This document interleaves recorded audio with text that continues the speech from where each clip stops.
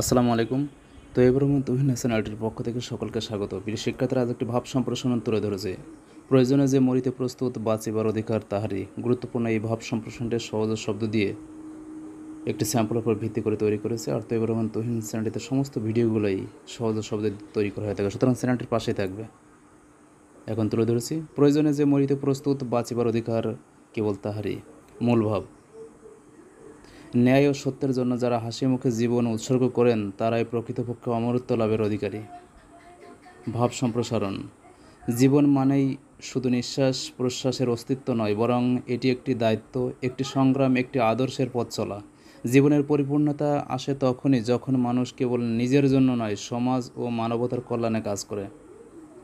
ইতিহাস সাক্ষী, যারা নিজেদের স্বার্থ ভুলে মানুষের জন্য জীবন উৎসর্গ করতে পেরেছেন তারাই অমর হয়েছেন মানুষের মনে। একজন সৈনিক যখন দেশের জন্য যুদ্ধ করে তখন সে জানে প্রাণ হারাতে হতে পারে, তবু সে পিছু হটে না, কারণ সে উপলব্ধি করে দেশের স্বাধীনতা রক্ষা করাই তার কর্তব্য। তেমনি একজন আদর্শ শিক্ষক, বিপ্লবী, মুক্তিযোদ্ধা বা জনসেবকও যদি প্রয়োজন হয় নিজের জীবনকে তুচ্ছ জ্ঞান করে দায়িত্ব পালন করে, তবে তার জীবনই হয় প্রকৃতভাবে বেঁচে থাকা। কেবল আত্মরক্ষার মানসিকতা নিয়ে যারা বেঁচে থাকতে চায় তারা জীবনের গভীর তাৎপর্য উপলব্ধি করতে পারে না। জীবনে নীতির প্রশ্নে, ন্যায়ের প্রশ্নে, মানবতার প্রশ্নে সাহসের পরিচয় না দিলে বাঁচার কোনো মর্যাদা থাকে না। মন্তব্য: জীবনের প্রকৃত মানে হলো আত্মত্যাগ ও আদর্শে অবিচল থাকা। যারা মৃত্যুকে ভয় না পেয়ে সত্য ও ন্যায়ের পক্ষে দৃঢ় থাকে তারাই আসল বীর।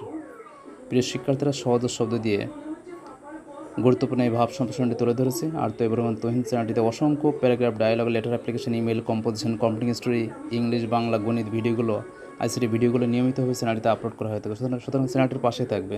Thank you very much.